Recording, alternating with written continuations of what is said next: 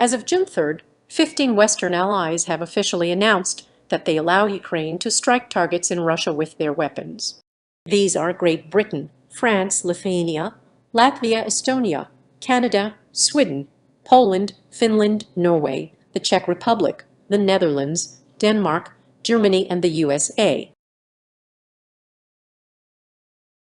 In terms of what the Ukrainians do, in our view, it is their decision about how to use these weapons. They're defending their country. They were illegally invaded by Putin, and they must take those steps. We don't discuss any caveats that we put on those things, but let's be absolutely clear. Russia has launched an attack into Ukraine, and Ukraine absolutely has the right to strike back at Russia. Including inside Russia? Well, right, that's a decision for Ukraine, and Ukraine has that right. Just as Russia is striking inside Ukraine, you can quite understand why Ukraine feels the need to make sure it's defending itself, it's getting the Russians out of its country, and it has the ability to strike back. With regard to the use of U.S. arms by Ukraine and Russia, over the past few weeks, Ukraine came to us and asked for the authorization to use weapons that we're providing to defend against this aggression, including against Russian forces that are massing on the Russian side of the border and then attacking into Ukraine. That went right to the president, and as you've heard, he's approved the use of our weapons for that purpose. Going forward, we'll continue to do what we've been doing, which is, as necessary, adapt and adjust. And that, as I said, has been a hallmark of our engagement. It will continue to be. We begin with breaking news that the German government here in Berlin has authorized Ukraine to use weapons supplied by Germany to strike certain military targets inside Russia, but only in defense of the eastern Kharkiv region.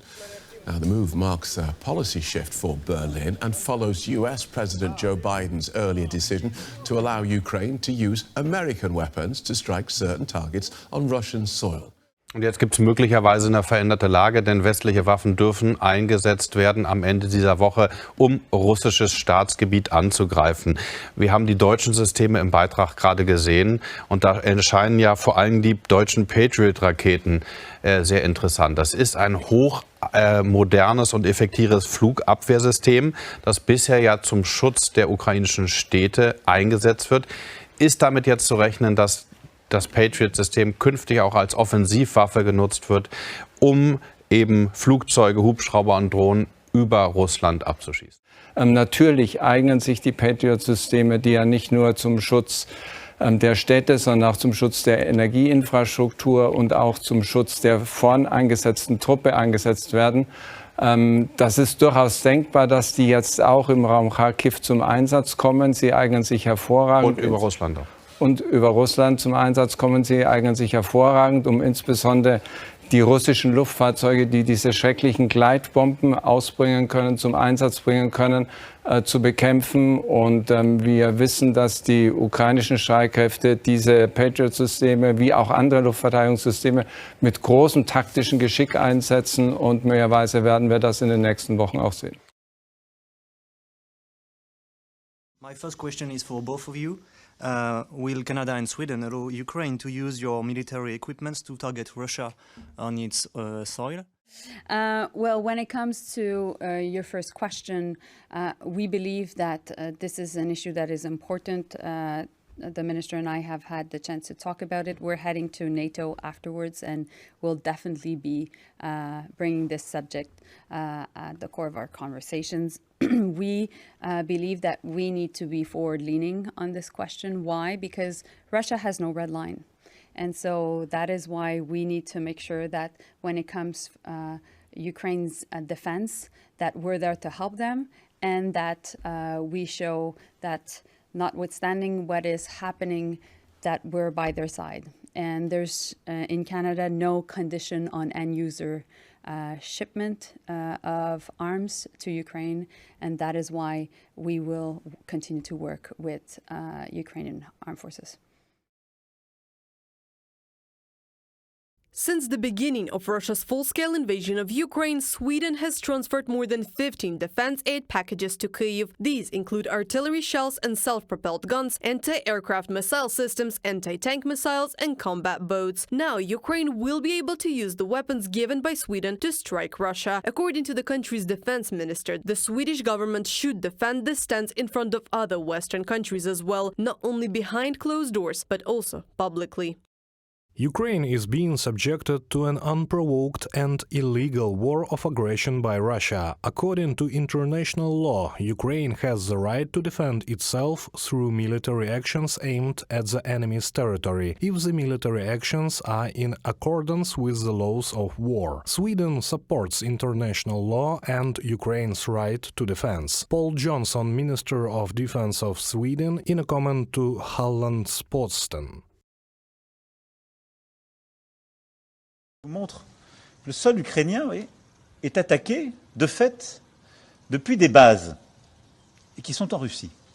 Alors comment on explique aux Ukrainiens qu'il va falloir protéger ces villes et au fond tout ce qu'on voit en ce moment autour de Kharkiv, si on leur dit vous n'avez pas le droit d'atteindre le point d'où sont tirés les missiles? En fait, on leur dit on vous livre des armes mais vous ne pouvez pas vous défendre. Donc nous on reste exactement dans le même cadre. On pense qu'on doit leur permettre de neutraliser les sites militaires d'où sont tirés les missiles, et au fond les sites militaires depuis lesquels l'Ukraine est agressée, mais on ne doit pas permettre de toucher d'autres cibles en Russie, et évidemment des capacités civiles ou d'autres cibles militaires. On pense qu'on doit leur permettre de neutraliser les sites militaires d'où sont tirés les missiles, et au fond les sites militaires depuis lesquels l'Ukraine est agressée, mais on ne doit pas permettre de toucher d'autres cibles en Russie, et évidemment des capacités civiles ou d'autres cibles militaires. Ukraine also received permission from Latvia to launch strikes with Western weapons on the territory of the aggressor country. Welcome to the program, Mr. President. Thank you very much for having me. This is quite a critical moment, and I think that there is no any rational or pragmatic reason not to allow Ukraine to use those weapons against Russia in a way that is the most efficient. And all those discussions that Russia may escalate, I think they are not grounded in very sound assessment of the reality. Why? Because Russia is already escalating, and I think that in this respect, those countries that have put restrictions to use their weapons, they should reconsider that decision as soon as possible. NATO is not directly providing weapons. Member states are. And that actually is decision by each and every government. For instance, when Latvian government provides weapons or military assistance to Ukraine, we don't put any restrictions. There are countries within NATO or European Union, some are not members of NATO, that decide that for that or another reason, Ukraine should not use those weapons to strike targets in Russia. So it's a national decision. It's not the decision by the alliance.